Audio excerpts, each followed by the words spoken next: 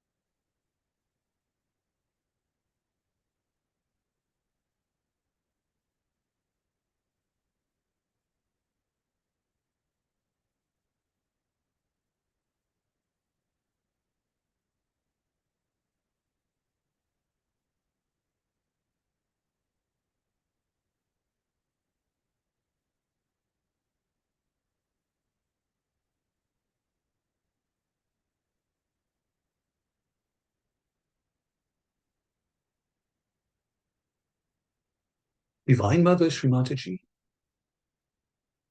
Sri Jesus once remarked that when two or more are gathered together in your name, then you are present. This is true, even when we are separated by distance, but brought together by the marvels of modern science. We thank you again and again for this, and humbly request your permission to feel and to enjoy your holy presence.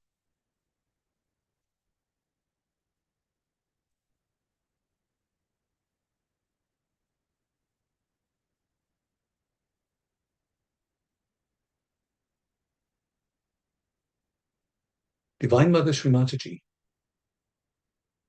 your lotus feet have worked so hard for us. And this evening, with your permission, we would like to reflect on them and their blessings. We worship them in puja with flowers, sandalwood, the 5 elements, and with perfume, and decorate them with ornaments.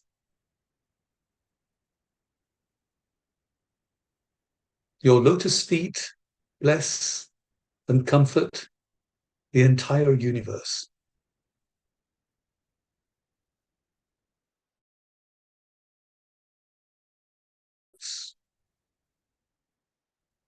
To relate the discovery of your divine feet by the great deities themselves, and then to hear your words as spoken in puja.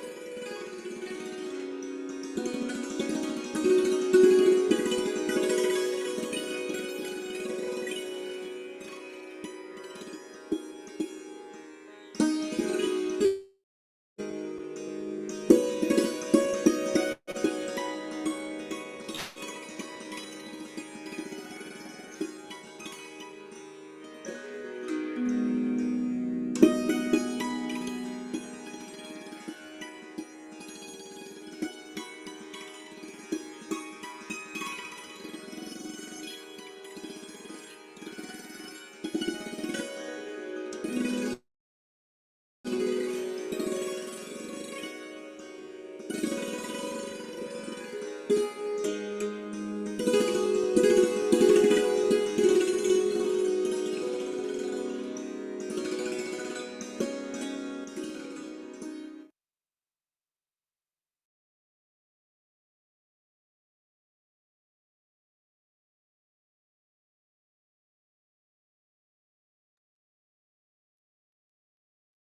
praise of the great Devi, sung by Brahma, Vishnu, and Shiva.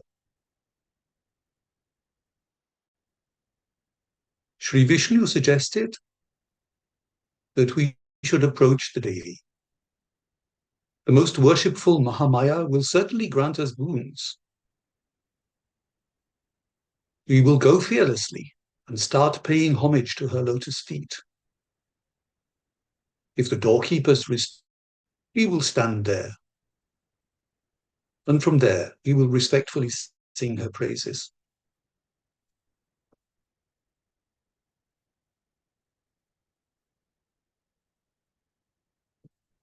O Narada, I am now going to tell you of a most wondrous and amazing sight that I saw. Listen carefully and with full attention.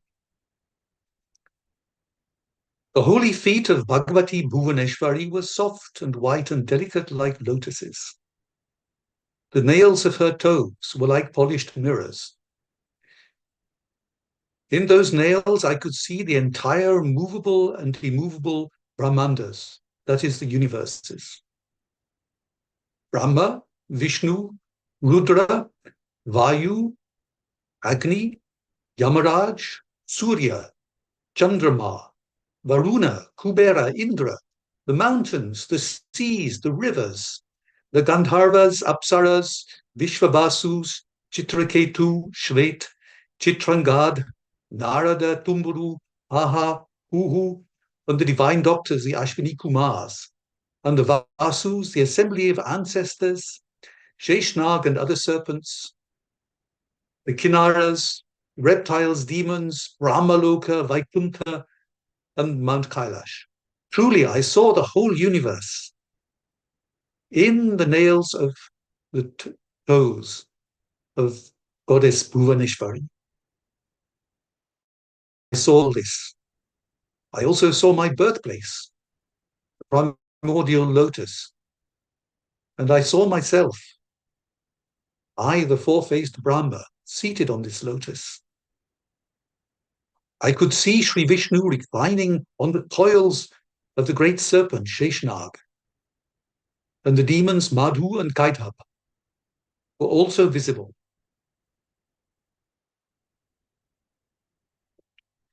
And the most auspicious Brahmadeva said, in this way, I got this most awesome vision in the nails of the holy lotus feet of Devi Bhagavati. What a wonderful blessing this is. All three of us, Lord Vishnu, Mahadev, and myself, were filled with awe and gratitude. We knew that this indeed was the mother of the entire creation. We kept glancing at this most adorable mother with love and worship. 100 years passed.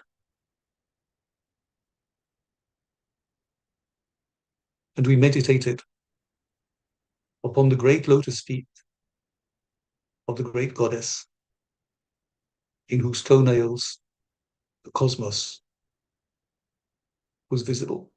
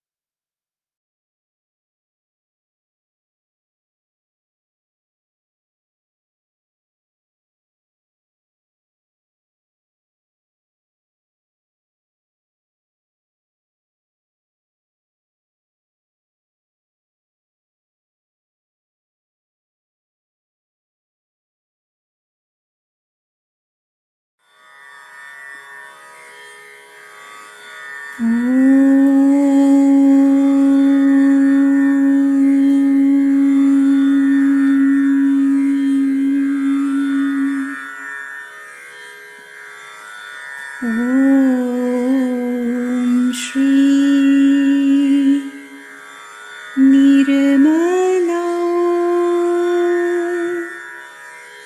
पदाम्बुजेभ्यो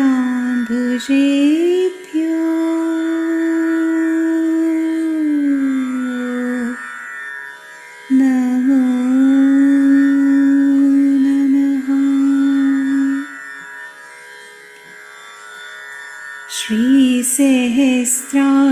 श्रीसहस्रारप्रतिष्ठिता परमानन्ददायिनी हृदयानन्दकारिणी परं पूजा महानिधि महो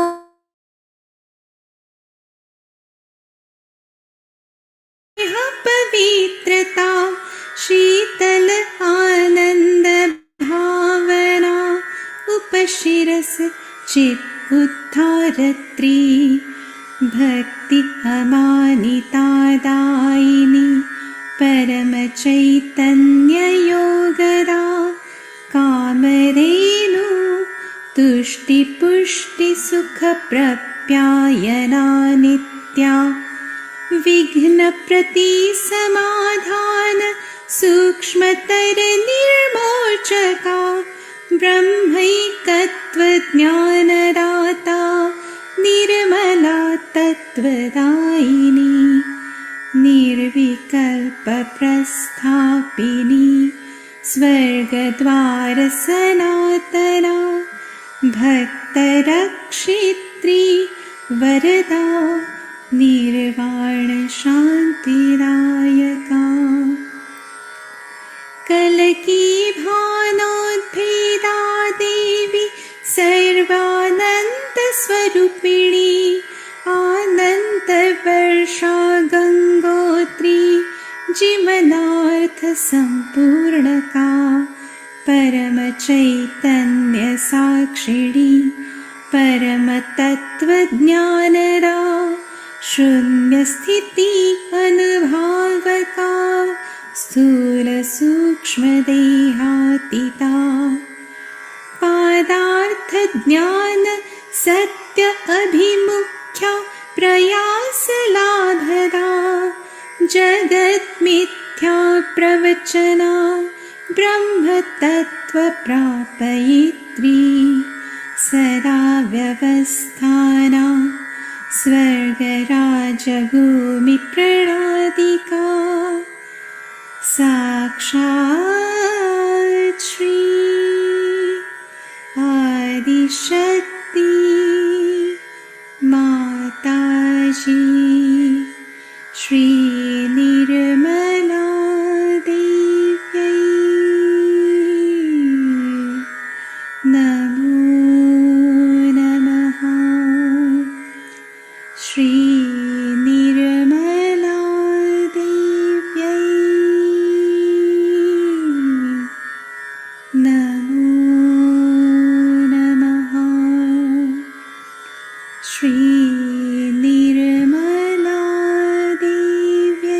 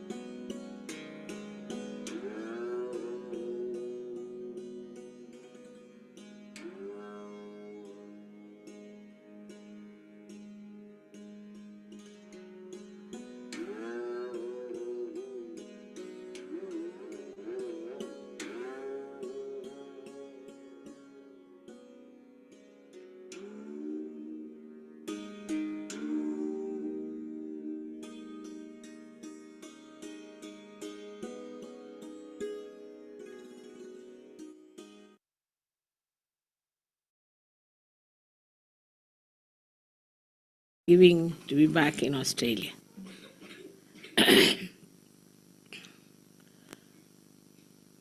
When I wanted to come here in this month, Stephen told me that Perth would be scorchingly hot. And I don't think you should go to Perth first, you can go later. So I said, that part will leave it to me. The rest is all right. Now, you have seen how it rained and rained and rained. Because you wanted rain, that was needed very much. And also, you wanted a cooler atmosphere. Both things have worked out. But then the worry was that because of the rain, the seekers won't come. Also, that was solved because it was a testing ground. I told them if they are real seekers, they'll come, otherwise what's the use having a big quantity with no seeking?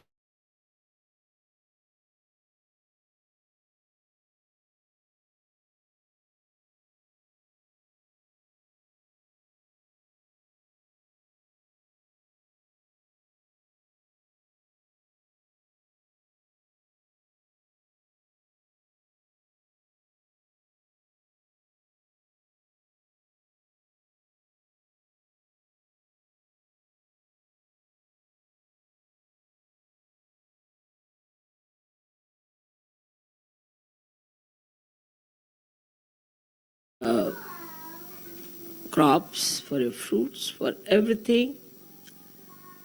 It was most unexpected.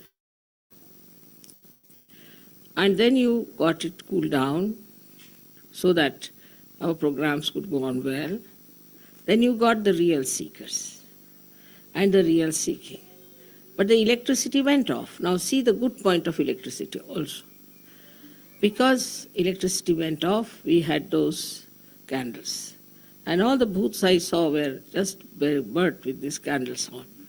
And I came in the room, they all went buck, buck, buck like that. And I could see why candles had to be put. So also that was a good thing, that we should rely sometimes on natural things. We are so much dependent on electricity is not a very good thing. So we should have always provision for something natural. We should keep some lanterns and things and should try to live more with the nature than with this electricity. I tell you, this electricity is responsible for spoiling our eyes very much. Supposing we had used those lights which older generation had used, we would never have strained so much our eyes as we are with this electricity, because not that it gives us light, but also it takes away light from our eyes. So too much use of electricity is made us like slaves to it. As you know that in America once the electricity failed and so many people died. So it's more to depend on natural things. And this is a good trend that you have, that you try to have more natural surroundings, more natural places to live in. So the main thing we have to realize that equilibrium, that is being worked out by Paramachaitanya. If Paramachaitanya is the power of love of God, then it works out equilibrium. So the Sahajogis who are going to work out Paramachaitanya have to have equilibrium in their life. This is a place where I say resides Mahaganesha. So we have to understand how Sri Ganesh brings balance in us. It's very important to see that his swastika represents nothing else but balance. Balance when it is steady. When it starts moving in the right direction, then constructive work starts, and also it works out all that is important for life. But when it starts the other way around, it works out the destructive part. These both are in balance. If they are not, life cannot go on. The constructive and destructive both have to be in balance. See in nature. If you see in the nature, for example, a bud has to come, and when the bud dies, then the fruit comes out.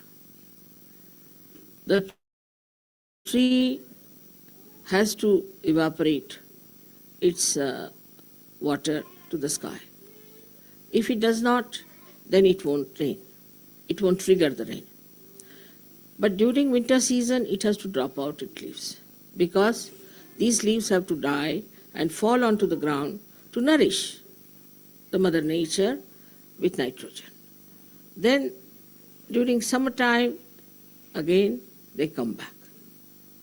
So the life goes on like this, that whatever is created is destroyed, something new comes up, again that new thing also comes up in a way that it becomes constructive, and then whatever it has constructed, part of it is destroyed. So actually, if you see, in the death resides the life. If there is no death, imagine if all the people who are born since long would have been living today, we would not have been here. It would have been so difficult to manage ourselves with all these people. But so many animals have died, and those animals also have become human beings.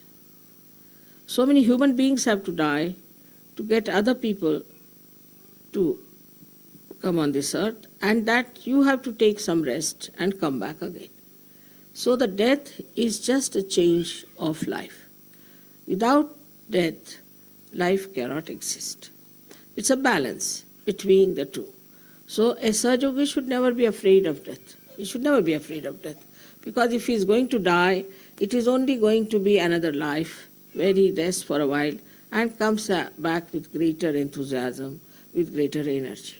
So there is a complete balance in nature. If you see, if there was no balance, we could not have existed. Supposing the earth was moving with a greater speed, we would not have existed. If the Pacific Ocean was deeper even by certain feet, we would not have existed. So many things are completely in balance. The distance with the sun, the distance with the moon, everything is so much in balance. If this balance breaks, then we would be nowhere. So we have to understand that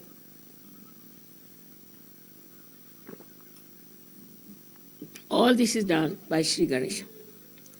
He is the one who looks after all the material things and all the things that are created. For example, the first chakra is created by this Mother Earth, and all this universe then is created by the second chakra. But the first chakra is the one which emits the holiness, the auspiciousness, which gives balance. Auspiciousness comes only through balance.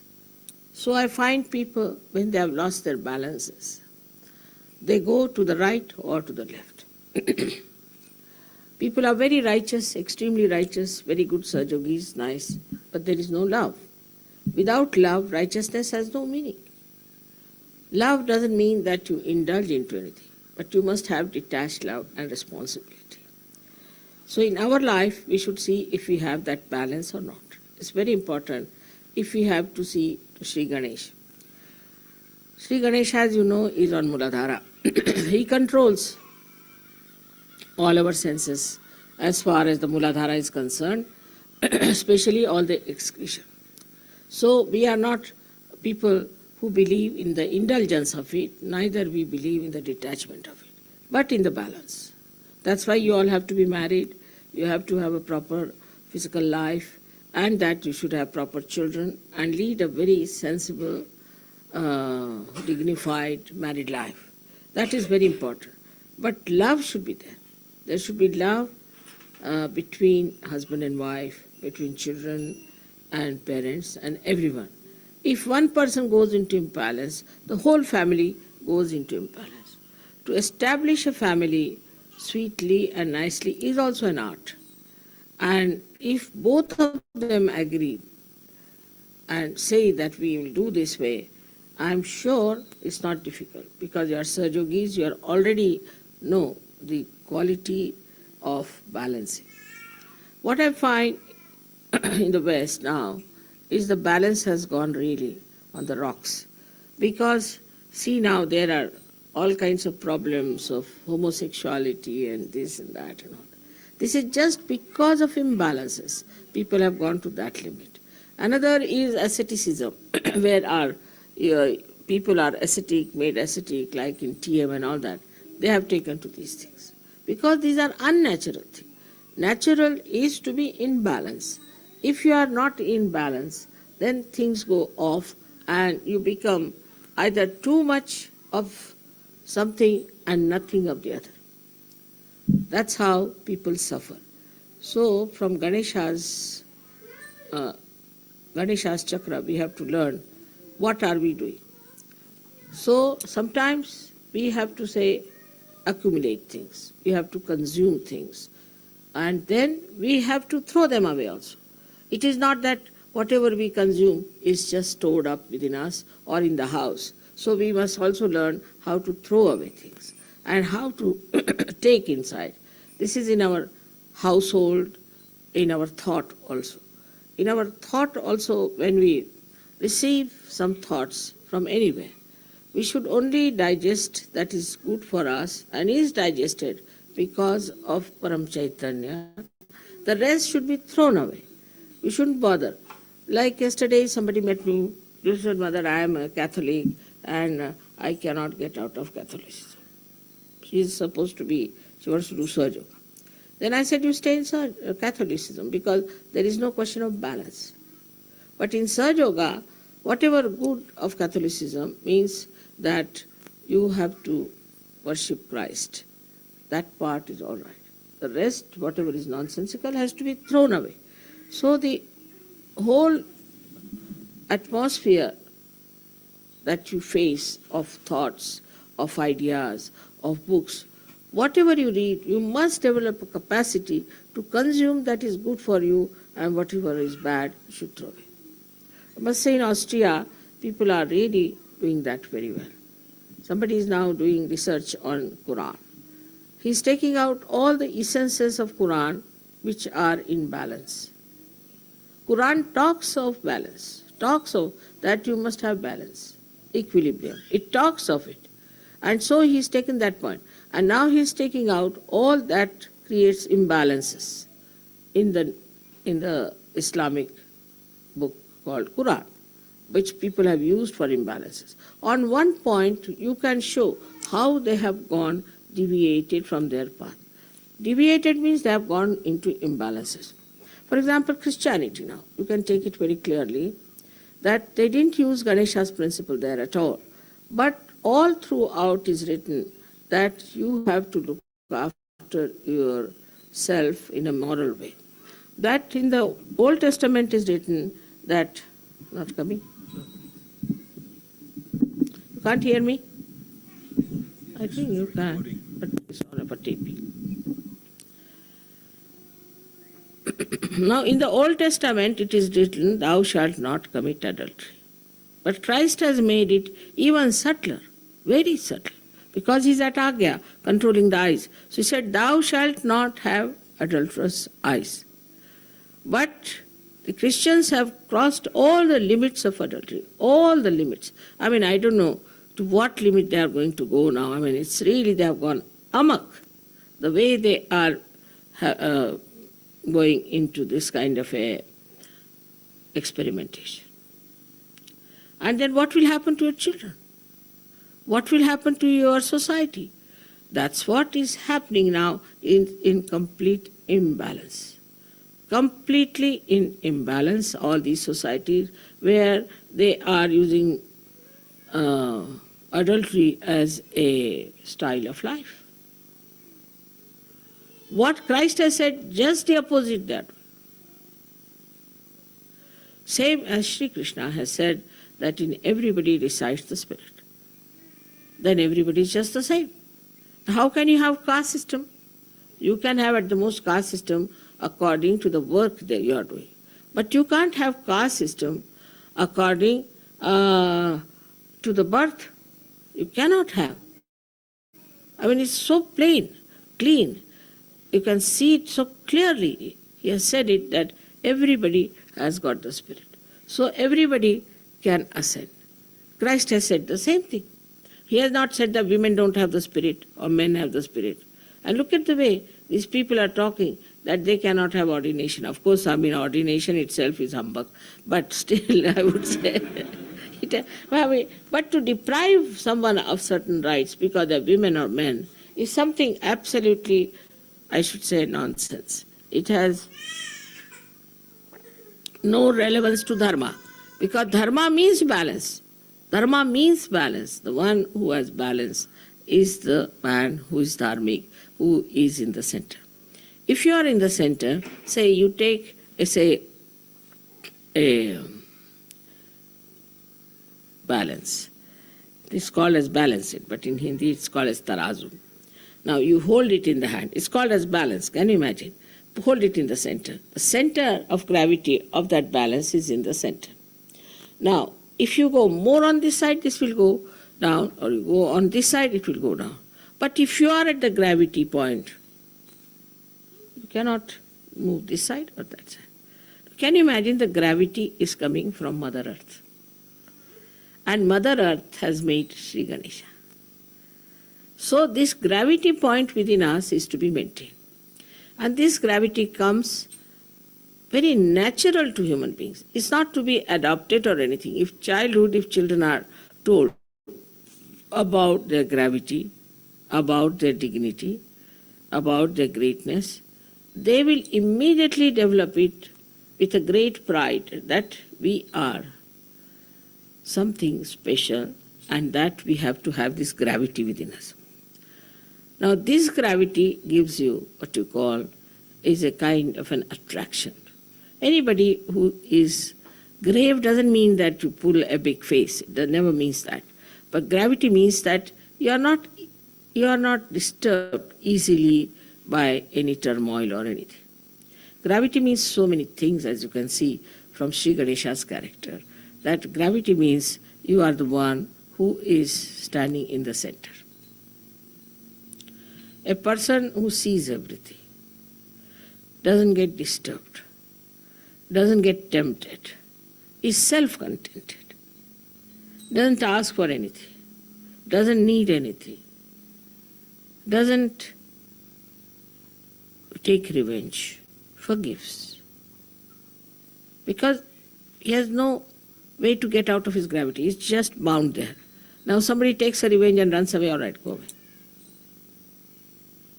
If somebody tries to trouble him, all right, go away. Because he can't run out of that gravity point. That another person has lost his balance, but he can't run after that person who is in imbalance. So he doesn't run after that person who has done wrong. He's all right, he's done wrong, have pity on him, let him do the wrong. He doesn't run after that person. He's standing there. And his standing there itself is sufficient to frighten others and to destroy others, because he is standing at a point where he cannot be destroyed. But the others are running towards destruction. So what's the use of running after him, getting yourself also destroyed? Such a person who has achieved that balance sees others as something to be pitied, because he sees they are on the verge of falling down. I am here nicely settled down, but they are on the verge of falling down. They may try to tell him, they may try to help him, they may try to do everything for that person because they can see that person is going to fall down. But if that person doesn't want to take to balance, you cannot force it.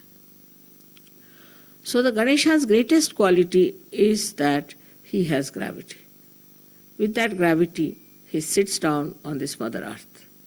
Now, because this is a country of Ganesha, the Australians must have balance. Should naturally have. But they don't. I must tell you, they don't. My experience of Australians before I started Sahaja Yoga has been terrific. I must tell you that if an Australian starts drinking, only person who can compete with him is a Russian. And then they talk so irrelevantly, you don't know how to deal with them. If they shake your hand, then you will feel after some time you have lost it. Everything they do in such a big way that I couldn't understand. Why is it they shake your hand so badly? So CP said, you see, they have lots of jungles. He tried to console me. And there are lots of, you see, animals and things, and that's why, you see, they shake hands like that. I said, no animal shakes hands, you see.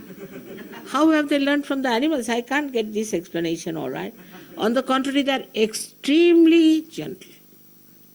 Animals are extremely gentle with each other. So how this kind of shaking hands has started? And only people who can beat them are Greeks, who shake hands in a very funny way that really you get a big jerk. So I felt that the country of Ganesha, which should be absolutely in balance and in one tune with this Param Chaitanya. You see the animals who live in the jungles. You have so much of nature. See these trees. They grow up to a point. They do not aggress others. They do not fight. They do not have groups. Nothing of the kind. Just they grow, accept whatever is given to them, live with it happily, and if they have to be destroyed, they accept the destruction. But they are absolutely in contact with God or under the complete control of God Almighty. That's why animals are called as Pashu, means Pash, means under the control of God. While we have got freedom, even we have got freedom, still this is a country of Sri Ganesha. The nature should really imbibe within you is the balance.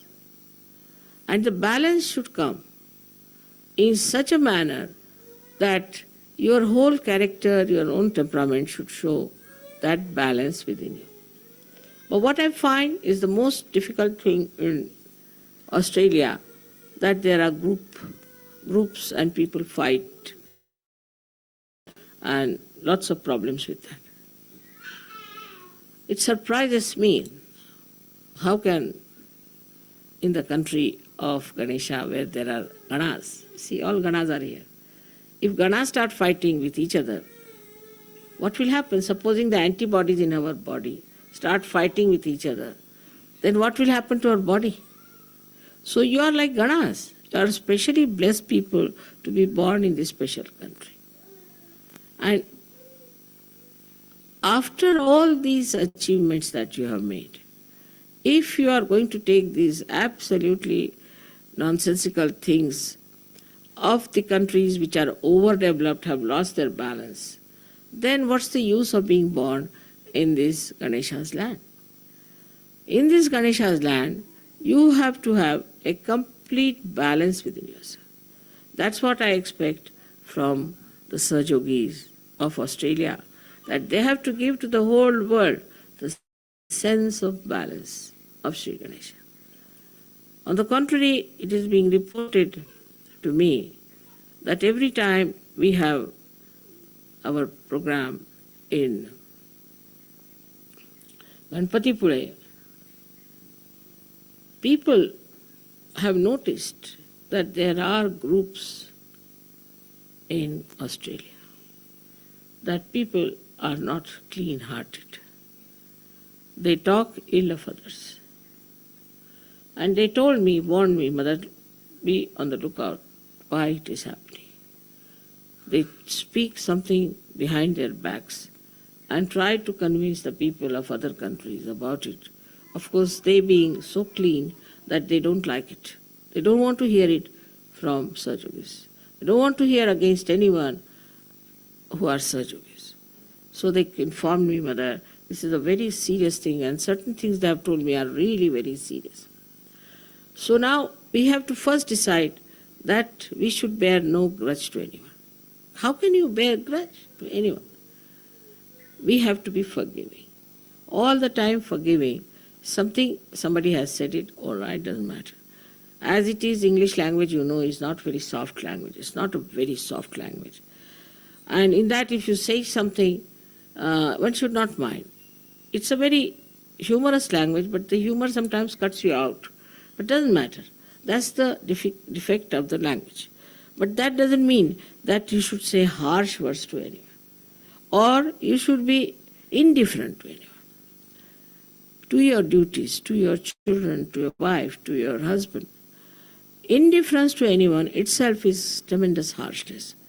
For the small thing, if a woman gets angry and doesn't talk to her husband, or if the husband neglects the wife, doesn't bother about her, looking after her, caring for her, then it's a crime. According to SYUK, it's a wrong thing to do. Because you must have balance, you must have softness of nature. You should talk very softly to others and be kind and nice. Just find out if you are doing that or not. Then between the group, but it's a question of using the power of love. We have no other power. We have no money power, we have no this political power, economic power, nothing. What power we have got is the power of love.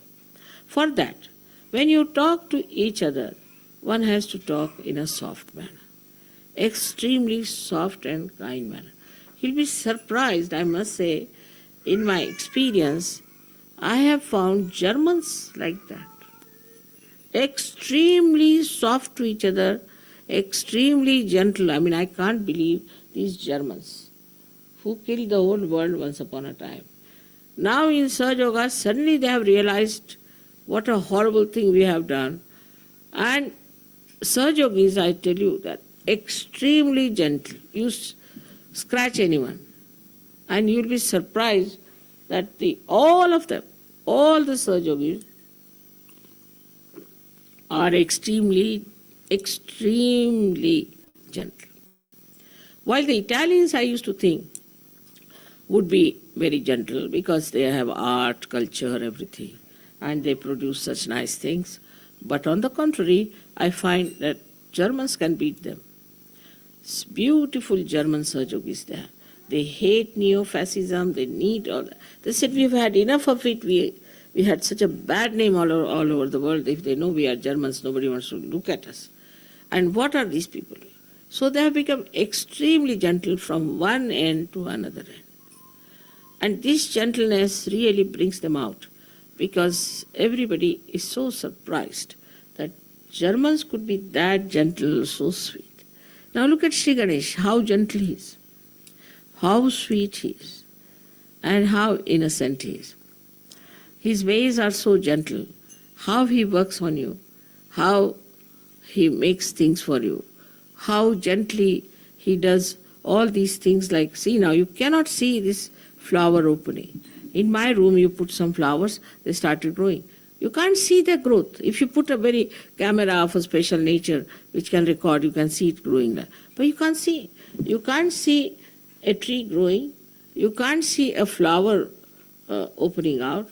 You just can't see anything that is growing by nature by Sri Ganesh. He does it so gently. Now, also he will not grow trees one on top of another, but in such a way that they all get the sun's rays. Just like a great mother, I must say, the way gently he does everything. Every leaf is made differently. What an art. Every leaf in the whole world, you cannot find exactly the same leaf, whether it is from Australia or from America. The leaf, if you see it under a microscope, will differ. Every leaf. Can you imagine? Look at his work. How gently he puts everything. How gently he works. And while we are living on the grounds of Sri Ganesha, how gentle we should be. And in dealing with people, we should be extremely gentle to show that we are Ganesha's special Ganas. That's what I feel about Australians. We have had some mishaps, I know, doesn't matter. But that's all right, few of them were like that. But all of you should really learn to be very loving, gentle, kind, and concerned. Small things can make people happy, very happy, you see. When I try all these tricks myself, and you should also try these tricks. It's very simple. That one day gave a sari to a lady. So she said, Mother, how do you know I love this color? Because I've seen you mostly wearing this color, so I know you love this color. But did you see me? Yes, of course, I saw you. So these small things, you see, she was so heartened. She felt that Mother notices me because I've seen you. I mean, I see all of you. But I know about all of you because I'm concerned, I'm bothered about you. For everyone I know where you stand, what's wrong with you, what should be done, what you like, what you don't like. There's no harm in doing that. It's much better to have a better rapport when you understand what's the problem is. I immediately know what's the problem is. I know person who is dominating, I know person who is mistrusting, everything I know. And gradually I try to tell them in a very gentle way that this should be corrected. But you need not tell them. For you, there's a very simple method of giving bandhans and improving people. You don't have to worry about doing something very drastic about it or to tell them on the face. Only thing, if you give bandhan to them, you can do it. Now about this, how to develop this balance is the big problem. And I was thinking that I will talk about this later on to people in details, how to develop the balance in our character, in our nature. Of course, meditation does help you to be in the center. But still, sometimes we just slip off. And there is a way by which you can really make your character in such a way that you remain in balance all the time. On the contrary, when there will be a crisis, you will just jump onto your gravity point. That should happen. If that happens, no problem. It happens with me. If I see any crisis anywhere, Sahaja Yoga, in my family life or anywhere, immediately I know that I am deep down onto my gravity. And from there I can see everything so clearly, and then I solve the problem. That is what one has to understand, that you have to jump on your gravity. And then it's not a relative position. To be on the gravity is not a relative position. That it is not that you have to compare yourself with others. No, you don't have to. You don't have to think that I'll be losing this or I'll be gaining this, nothing of the kind. You are there on your own position. You are there. You are in charge of yourself. So you don't worry. There's no jealousy, there's no fear, there's no kind of a temptation. You just choose there. You're not bothered. Sometimes I've seen the leaders are worried about their leadership sometimes. Now leadership is just hocus pocus, I must tell you.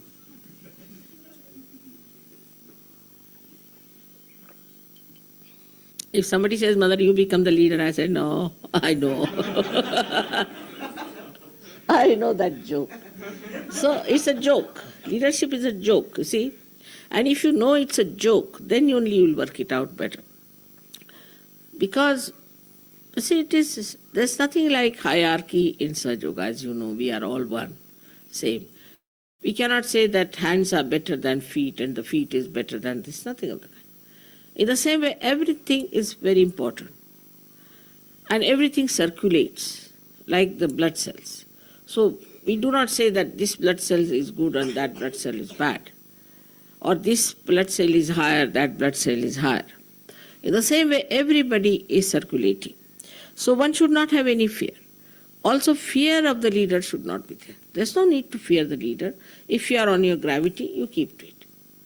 He will understand you. As long as the leader is on the gravity, he'll be there. As soon as he goes away from the gravity, he'll go away himself. So you stand on your own gravity point. And nobody can disturb you. You should have no fear, nothing. Nothing to bother inside. As it is, you are all saints. What is there to bother? The whole Ganas, all the angels, all this all-pervading power is looking after it. Yesterday we saw a kind of a light which became miraculous light following us on both the sides of the car. Especially on my side was there such a lot of light following. Just giving indication that it's all right, this is Ganesha's place and here things are going to work out. So you are praised so well, you have so many powers within yourself and which you can express very well. Fearlessly you can have it within yourself. Anybody who tries to trouble you will be looked after by this all-pervading power. You don't have to do anything about it. So try to see, are you in balance in any way? Some people are too much attached to their family and some people are detached. Too much attachment to family is also wrong. What is the need to be attached so much? You spoil your children, when they grow up they hit you back. So best is to keep them in balance, have a detached attitude towards life. And this detached attitude, as I told you, is like the sap in the tree, which goes to all the places. If it is surplus, it can evaporate or it can go down. But it doesn't stick to anything, because if it sticks to anything, that involvement will kill that tree and also kill that part, that flower where it is sticking on to. So we see that attached love is the death of love. So we have to have proper understanding of this detached love, where you stand on your gravity and you're concerned about everyone. Think about everyone. In case you find that somebody is not all right, you don't lose your balance, but get that person in the balance. If you start losing your balance, then how can you get back that person? And in that way, you will lose all your hatred, all your anger, all your lust, or what you can call all your competition, all that. Because you stand in your own dignity. You don't want certificate from anyone. You don't want any praising from anyone. You just know that you are there and you are self-contented. Then it's not also necessary that mother must give me a special audience. It's all ego. I must see mother. I have to see her privately. What is the need to see me privately? I am never private. I am available every time to you, all the time. So all these things, you see, are coming out of the ignorance and out of the fact that you are not on your gravity point. So today, to begin with, we have this Ganesh Puja, where we all should, in our heart, think what is our gravity point. And that we have to stand very firm. May God bless you.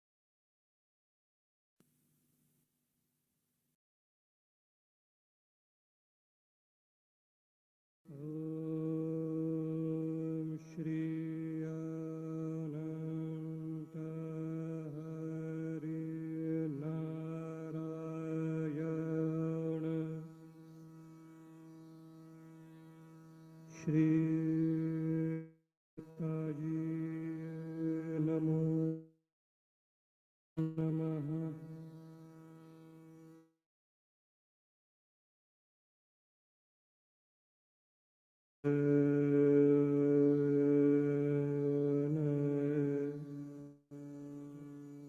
Hari